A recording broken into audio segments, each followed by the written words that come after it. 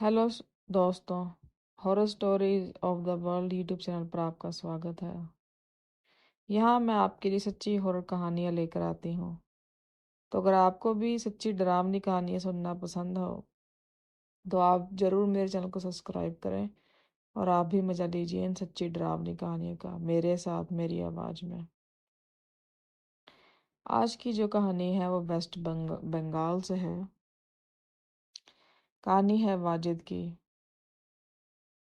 ये 2002 की बात है जब वाजिद को टीचर का एग्ज़ाम देने वेस्ट बंगाल में एक जगह थी, वहाँ उसने उसे जाना था।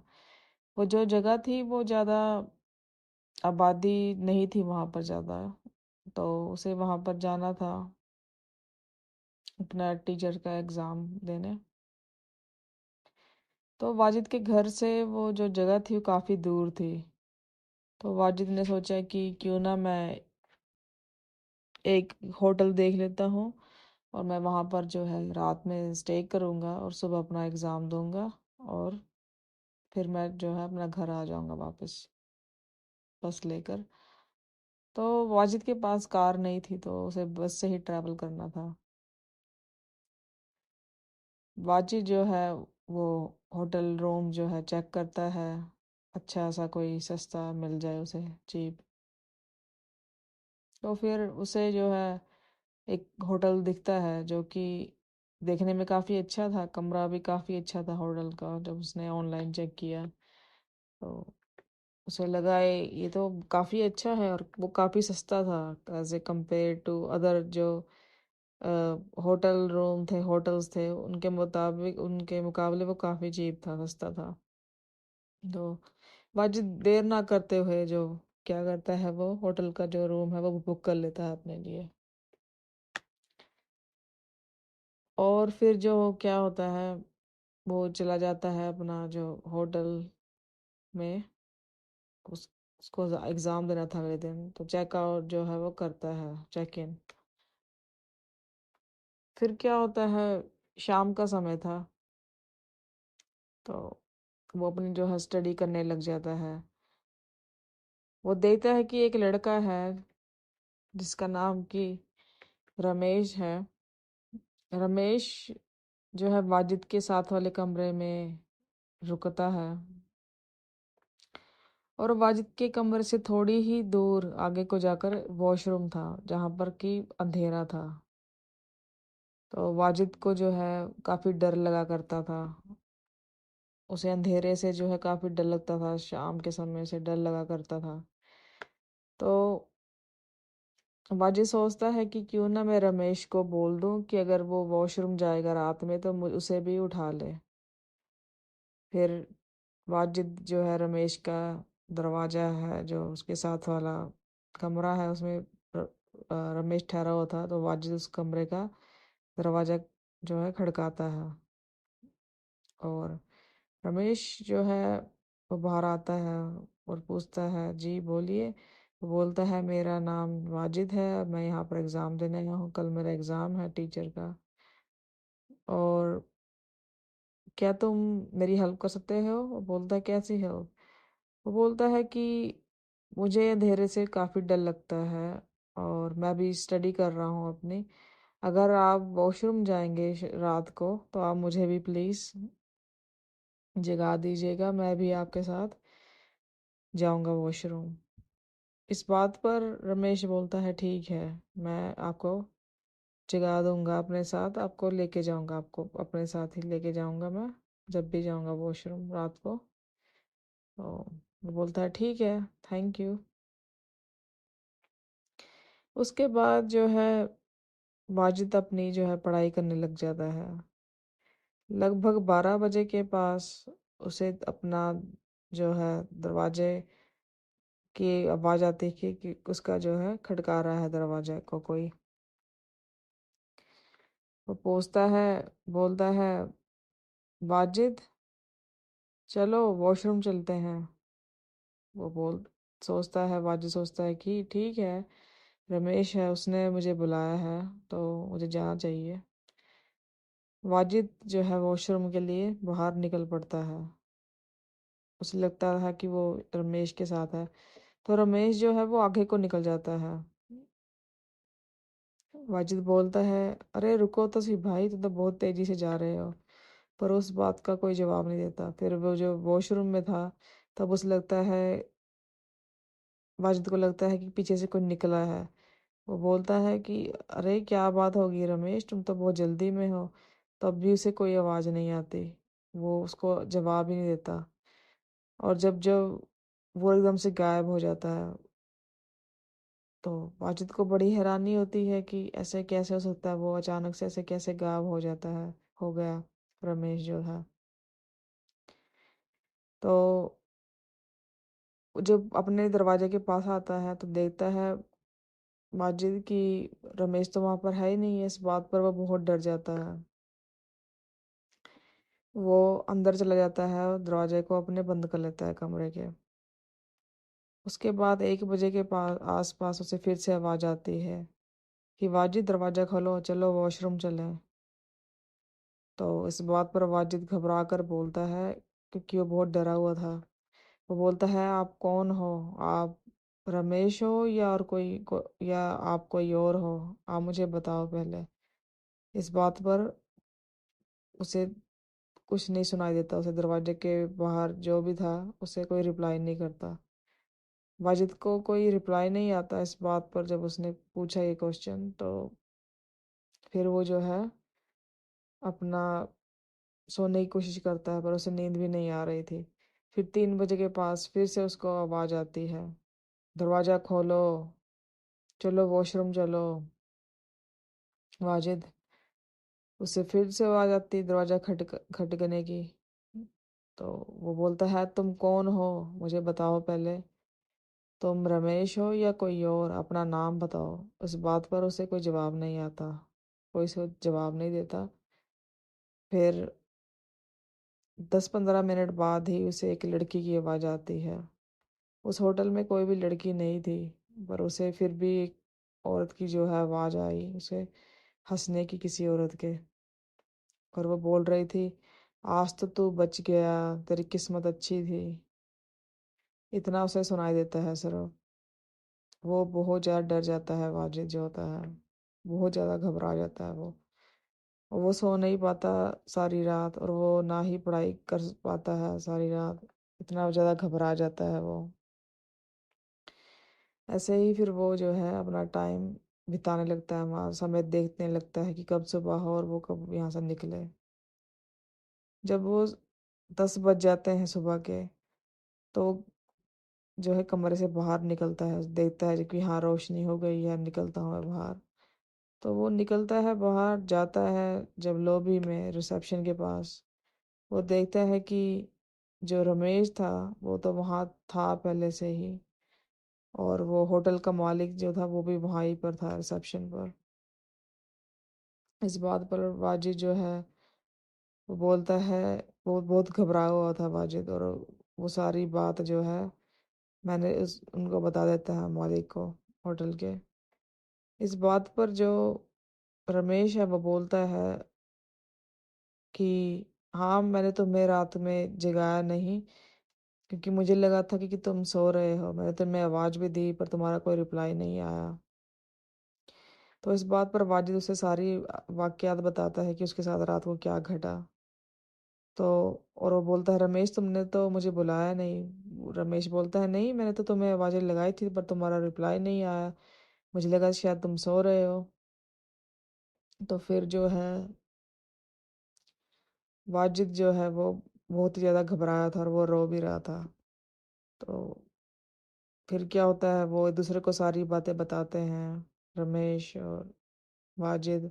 और जो होटल का मालिक है उसको भी सारी बात बताते हैं। होटल का मालिक बोलता है कि मैंने तो रमेश को बोला था कि आप वाजिद को बुला लें, क्योंकि अगर वो ना आया तो वो अपनी जान का खुद जिम्मेवार होगा। क्योंकि उसे एक अकेले वहाँ ऊपर होटल में नहीं रहना चाहिए, उस कमरे में। तो आप उसे बुला लें। पर जो रमेश था वो भी डर गया था, और वो तुम्हें दोबारा से बुलाने वहाँ नहीं गया। जब उसे मैंने सारी बात बताई, होटल के मालिक जो है उसने ये अपना जो है उनको बताया, वाजिद को। फिर वाजिद क्या करता है, वो चेकआउट करता है होटल से, अपना सारा सामान लेता है, और रमेश भी निकल जाते हैं बाहर होटल से। होटल के बाहर एक चाय वाला था, और उनकी जो है औरत भी थी साथ चाय वाले के। तो वो मियाँ बीबी जो है वो चाय भेज रहे थे वहां पर। तो उनकी जो अ, चाय वाले की पत्नी थी, उनको बोलती हैं, बाबूजी आप चाय पियेंगे? इस बात पर वाजिद बोलता है, हाँ जरूर। और रमेश भी उसके साथ था। तो रमेश और जो वाजिद है वो चाय पीते हैं। वो बोलती है कि आप इतने घबराए क्यों हैं साहब? तो इस बात पर जो वाजिद है वो सारी बात बताता है। वो बोलती है कि आप इस होटल में रुके ही क्यों? तो वाजिद बोलता है कि मेरा एग्ज़ाम था टीचर का, और मुझे कोई चीप होटल नहीं मिल रहा था सस्ता। ये सबसे ज़्यादा सस्ता होटल था, तो इसलिए मैंने यहाँ पर रुकने का फैसला किया। तो चाय वाले की पत्नी और चाय वाला बताते हैं कि ये होटल ठीक नहीं है। इस होटल में लगभग 15 साल पहले एक लड़का और लड़की रहने आए थे। वो दोनों प्रेमी थे, और उनके माँ बाप जो है उनकी शादी के लिए राजी नहीं थे। पर वो एक दूसरे से बेइंतहा प्यार करते थे। और तब वो लोग डिसाइड करते हैं कि वो खुद को ख़त्म कर लेंगे इस होटल में। और उन्होंने इसी रूम में जो है खुद को ख़त्म कर लिया था। आपकी किस्मत अच्छी थी कि आप कैसे बच गए, हमें नहीं पता। पर जो भी यहाँ पर रुकता है वो रात को नहीं रह पाता, वहाँ पर ठहर ही नहीं पाता। आप तो पता नहीं कैसे रुक गए उस कमरे में। तो ये जो बात है, चाय वाला और उनकी पत्नी वाजिद और रमेश को बताते हैं, और बोलते हैं आप कभी भी भूल कर भी इस जगह पर वापस ना आए, इस होटल में। जो होटल मालिक है वो जो है वो लालची है। अगर वो लोगों को बताएगा तो उसका होटल नहीं रुकेगा, पर उसको सारा पता है कि क्या हो रहा है इस होटल में।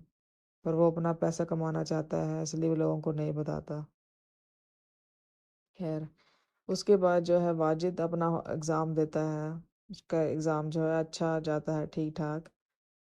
फिर वो अपना सीधा घर चला जाता है और अपने माँ बाप को सारी बात बताता है।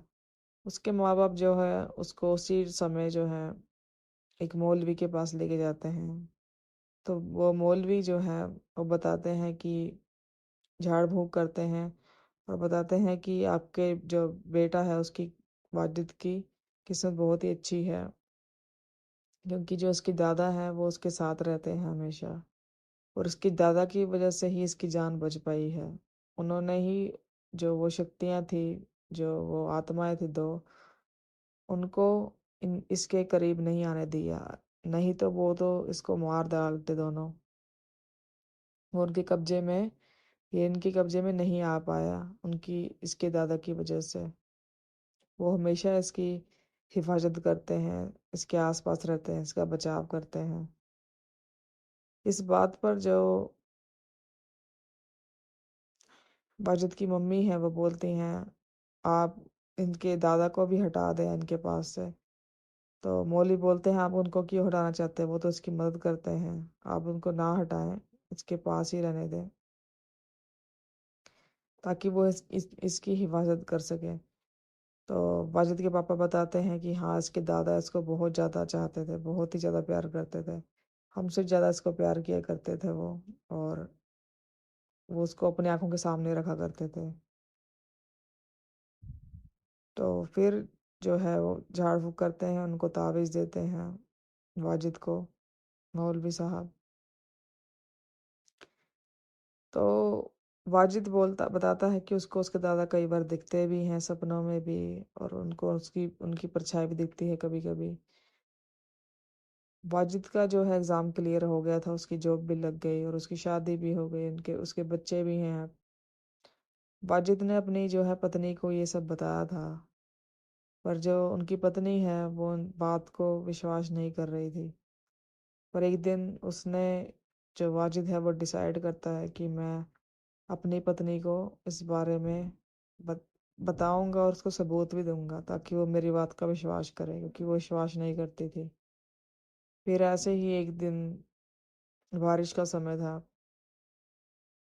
तो वाजिद के जो कमरा है, दूसरा कमरा, छोटा कमरा उनका, वहां पर ज्यादा कोई आया जाया नहीं करता।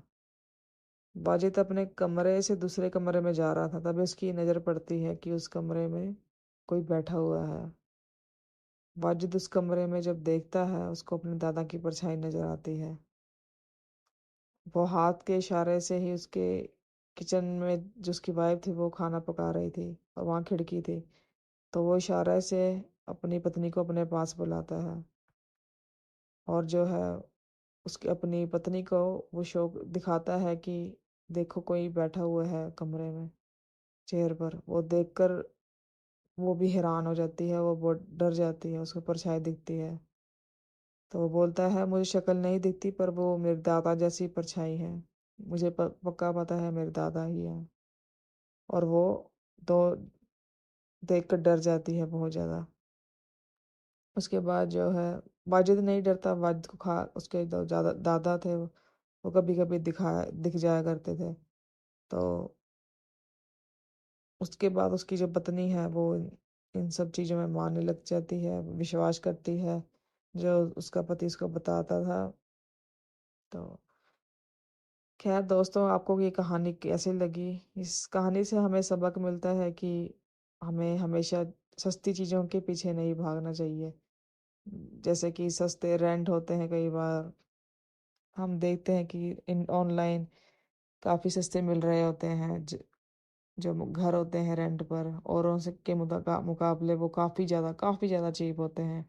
जैसे कि काफ़ी बड़ा गैप हो, जैसे किसी जगह की कीमत, अगर किसी फ्लैट की कीमत 20,000 है रेंट की, पर वो जो किसी जगह पर अगर किसी फ्लैट में कोई प्रॉब्लम होगी, वो फ्लैट आपको 2,000 में मिल रहा हो, इतना ज़्यादा फर्क, 5,000 में मिल रहा हो।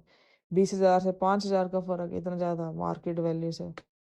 तो ज़रूर आप सोच विचार करें। यार कोई जगह, अगर कुछ मकान कोई बिक भी रहा हो, कोई जगह बिक भी रही हो, तो भी देखें अच्छे से, उसका जांच पड़ताल करें कि वो जगह ठीक है।